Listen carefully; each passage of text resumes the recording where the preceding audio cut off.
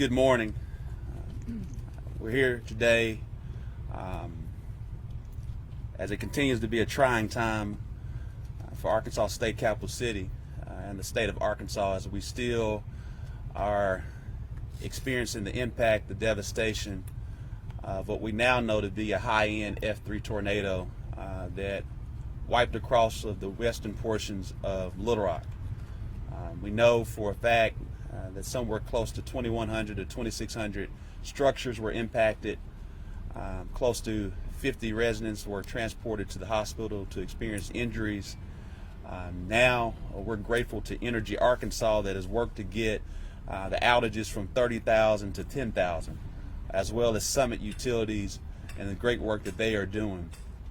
We stand here today to welcome and host FEMA Administrator Deanne Criswell. This is a big deal to have President Biden call her and ask her to come to not only Little Rock, Arkansas State Capital City, but as well as Wynne, Arkansas. As we all know by now, there's certain things that are moving forward as it relates to federal assistance that our FEMA Administrator will make some announcements today, and we're just so grateful for her to take the time in less than 48 hours to come to Arkansas to show not only concern but relief as we start the recovery and rebuilding efforts here. One of the things that we wanted to make sure that residents knew, as we say, we're going to continue to have daily updates as much as possible to ensure everyone is aware of what's going on. The city of Little Rock will be standing up a family assistance center. It'll be located at 315 Shackelford. We all know this to be the city center affiliated with the Emmanuel Baptist Church. It's a very large center. It's a great demonstration of the church getting outside of its sanctuary walls to be assistance not only with its residents but also with worshipers. And so they'll be partnering with the city of Little Rock to stand up this family assistance center. There will also be FEMA representatives there. As we know, many individuals are going to need food assistance. They're going to need toiletries, access to other means of shelter as we continue to navigate throughout this entire process. And so I want to commend all of the nonprofit partners that are playing a role in this, and I'll give a list of all those members later, but also just to share that this is a Family Assistance Center, 315 Shackelford. We will stand that up starting tomorrow at 10 a.m. I believe the hours will be from 10 a.m. To 7 p.m. I'll give all the list of partners here shortly, but wanted to make certain 315 Shackelford Family Assistance Center stood up by the City of Little Rock and Emmanuel Baptist Church at the city center, where residents will be able to get as much information as they can at a central location as it relates to the needs of today. Again, it's my honor and pleasure to not only welcome but host FEMA Administrator Deanne Criswell. Miss Administrator.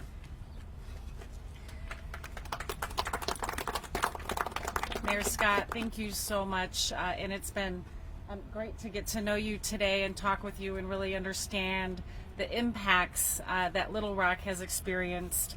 I'm also grateful that Lieutenant Governor Rutledge and Attorney General Griffin have joined us here today, and it's really important for me to be able to get here on the ground and talk to the local and the state officials so I can see firsthand and hear the stories about what impacts these communities have faced. I think one of the hardest parts of my job is the fact that I come into communities that have experienced such devastation. But I would also say that one of the other parts of my job is I get to see communities like Little Rock, the neighbors, coming together to help each other out. There's been great stories of survival from the firefighters in Station 9 that while they were getting ready to go out and help people, they first had to save themselves, but as well as 20 members, at least 20 members from their community that came to the fire station to seek shelter. But they immediately went out to begin trying to do life-saving efforts, some of them maybe not knowing if their own families had been impacted. So the heroic work of these first responders, I just commend all of them for the work that they continue to do. But I also want to commend the neighbors. I often say that our true first responders are the neighbors because they are immediately out there in the neighborhood helping the ones that they care for get to safety. And those are the stories that I heard today. I talked to one family who I asked them what the damages were in their home, and all they could actually say is, "I'm only worried about my neighbors." That's the kind of hope that I think comes from instances like this, and that's the kind of inspiration that I get when I come to communities like Little Rock. And so President Biden did approve the governor's request for a disaster declaration this morning, and that means that there is now assistance from the federal government to support the incredible efforts that are already underway from the state and the local communities. For those individuals that don't have insurance or you're underinsured, you can register for assistance. You can go to 1-800-621-FEMA, or you can go to disasterassistance.gov, or you can use our FEMA app. You can begin that process. But as the mayor said, we are also going to have members here that are walking the community. They're going to have on their FEMA shirts. They're going to be at the Family Assistance Center. They're going to be talking to you. They can assist you with registering. They can look up your case. They can help direct you to other resources that you might need. And so we are here to help you as you begin this recovery process. We know that this is going to be a long recovery. But again, as I said, I already see so much hope and inspiration in this community. And we are going to be able to be here and support the state, the locals, and the individuals that have been impacted throughout your recovery process. Thank you.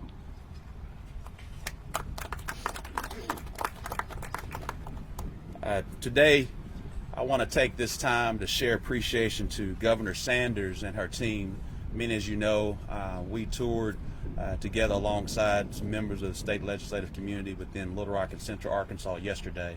It shows the seamless communication between state and local, and how we stand in a united front to do what's best for our residents and our constituents. Because at the end of the day, it's about one voice, one opportunity to serve, and that's what we're doing right now together. Today we have with us, it's a pleasure to have Lieutenant Governor Leslie Rutledge, who also toured with us today, and Attorney General Tim Griffin, who toured with us as well. They'll share their perspectives as we continue to respond and recover as one body here in the state of Arkansas. Lieutenant Governor Rutledge, and then Attorney General Griffin. Thank you, Mayor, and we appreciate the Mayor and his team showing us today the devastation right here in Little Rock. But we're so grateful to have the FEMA Administrator Criswell with us, because it's important as we go through these trying days. I know I'm a little shorter than the Mayor, so thank you. As we go through these trying days in our state, the response is incredible. The response before the storms hit and devastated these homes, the emergency alerts that went out, the news media, the local media that took care of our friends and neighbors, that's what allowed these families to get into those rooms of safety in their homes. As we stood on the backs of Fire Station 9 just now and looked out across that valley where homes were devastated, what we didn't see were homes that were devastated and lives lost. And it was because of those emergency responders and the emergency response going out. Tragically, we lost 5 Arkansans' lives in this. And we are going to lift those Arkansans, their families, up in our prayers. But as you heard from the administrator and from the mayor and from our governor, Arkansans are resilient.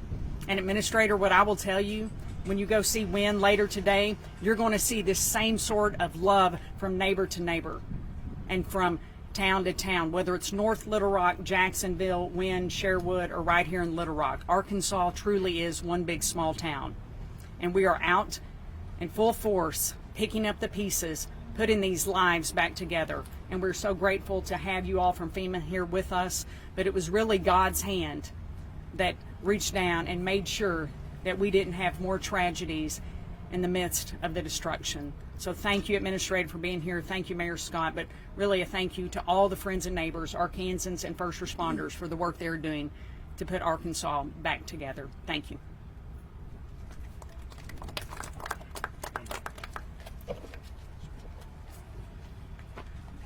I want to echo the comments about cooperation, particularly between the federal government, the state, and local. No question that is critically needed at this time.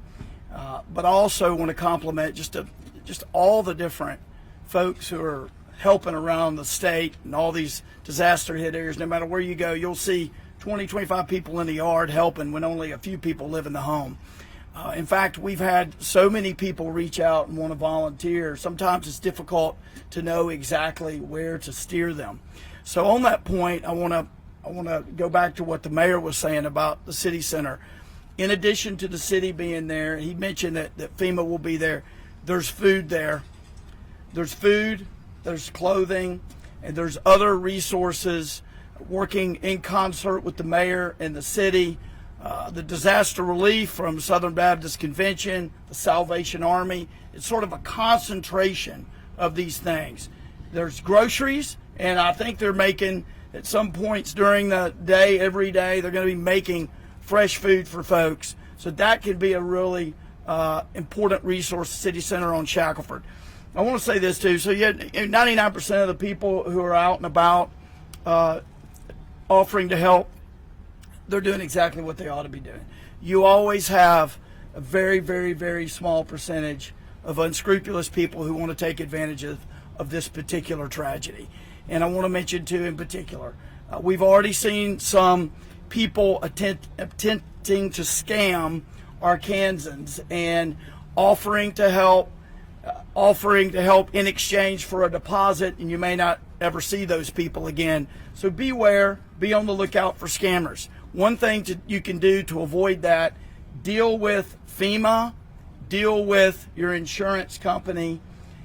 That is a surefire way to make sure you're dealing with professionals that have your best interests at heart. So beware of those scammers. The other thing I would say is I've gotten two specific reports of potential price gouging. We contacted one of the individuals who's going around getting business. He was from out of state. He had been representing some understanding of Arkansas law that is not accurate. We quickly corrected and educated him on what Arkansas law is, and so we are investigating these reports. If you have something to report in terms of scammers or price gouging, you can go to arkansasag.gov. If you have internet access, you can certainly call our office, 501-682-2007. If you don't get us, leave a message. We're checking them. But we're just alerting people to that. Most people out there are doing what they're doing out of love, but you do have some of those unscrupulous people. We just need to continue to pray for our communities and do what we're doing. You can already see progress in some of these areas. I was in North Little Rock yesterday, and you've heard all the stories. There's just a lot of love and a lot of hard work all day, every day that neighbors are showing to neighbors. And to be honest, people from the other side of the state who don't know anybody around, they're coming to help as well. And that's a blessing. I want to thank the FEMA administration and all our folks for being here. I want to thank the mayor and everybody who's reaching out and helping each other. And look forward to continue to work with them over the coming weeks, because this is going to be a long haul effort. Thank y'all. Thank you, General Griffin and Lieutenant Governor Rutledge and Administrator Criswell. I want to take this time to acknowledge Jeff Pitchford, who is the District Director for Congressman French Hill, as well as Jimmy Harris, who is the District Director for Senator John Bozeman, who are all representing us in the nation's capital. I have been in touch with Senator Cotton as well, and they stand lockstep ready to focus with us from a federal standpoint. Again, the Family Assistance Center is located at 315 Shackelford, the City Center, which is in partnership with the Emmanuel Baptist Church in the city of Little Rock. Organizations that are being very helpful to us that we want to acknowledge and share our appreciation. The Wolf Street Foundation, Arkansas Hunger for Relief Alliance, United Way, Centers for Youth and Family Services, just so many people. Engage Arkansas, Goodwill Industries. They are all working in lockstep with the city of Little Rock as we're here to help our residents.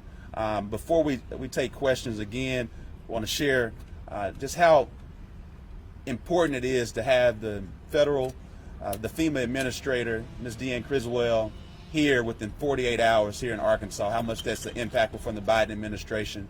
And as we all know, this is from a holy perspective, whether it's Ramadan in the Muslim faith or Palm Sunday today for Christians, or whether it's holy as it relates to Hindu.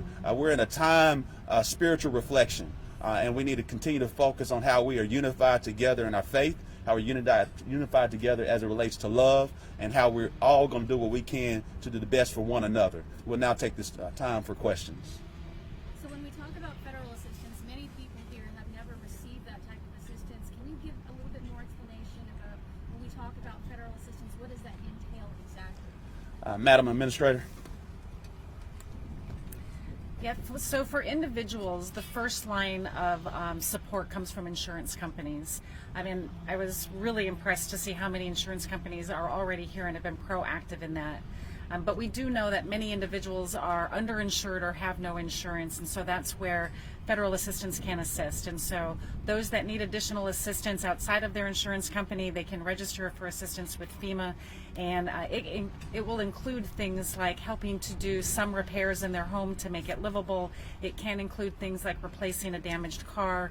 It can include things like replacing appliances, but also providing a place to stay through rental assistance if they need that and their insurance company doesn't cover it. And so those are the types of things that come for individuals. But the other part of this declaration is also covering the overtime expenses that are currently being incurred by the first responders.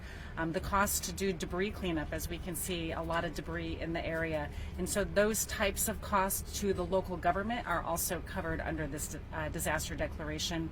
We'll work closely with Governor Sanders' team on any additional federal resources that might need to come in, and I have the ability to bring in the entire federal family to support this. But I would also say, and just echo, we're just one part of the team. So many great volunteer agencies out here. I was able to talk with Goodwill Industries earlier today about the great work that they're doing here on the ground. It really takes all of us to come together to support the recovery needs of everybody in these communities. So let's say somebody does reach out to FEMA and they need help. How long would they have to wait to receive that type of assistance? Yeah, it depends on what their needs are, right? So we know that everybody has a very individual and unique need, and what we do is when they reach out to us for help, that's what we want to understand what their needs are. Sometimes it's connecting them with a nonprofit agency to help them do debris removal or clean out their house. Sometimes it's providing rental assistance so they can have a place to stay in the longer term. It really just depends on what their needs are. And also, I mean, when you're in a tornado, you don't really have time to eat. You don't have time to grab, certain items. Yes. I mean, some of these people might not have any kind of identification. How does that come into play when you're asking for help? Absolutely. There's so many times that people don't have the necessary documentation because it's been destroyed in an event like this. And that's what our caseworkers will do, our applicant services workers will do, as well as insurance companies. They'll work with the families, the individuals, to help them either contact whatever agency they need to get additional documentation, or help them find other ways that they can either prove home ownership, they can prove occupancy as a renter, or other types of identification to validate who they are. So again, everybody's situation is unique. Everybody's going to have a different need. We'll work with them. Now, obviously, we have more people in the state, some who don't speak English or not proficient in English. Do you have assistance for those people as well? Absolutely. So all of our assistance is from a language perspective. They can get that in both English and Spanish. We have staff that will be on the ground that speak both English and Spanish. If they call the 1-800 number as well. And if they have a need, they should contact us, and we can work through them to find out what their specific need is. And this isn't the only area that you're coming to, right? Or you're also visiting Wynn? Yeah. Yep. As soon as we're done here, I'm going to be meeting Governor Sanders in Wynn, so I can talk to the community members there and get an idea of what their impacts are, to make sure that we are providing whatever support Governor Sanders needs to support this community and that community in their recovery process. Anybody else have any questions? Sorry. Due to our schedule, we're going to have to end the press conference. Thank you, everyone. Thank you.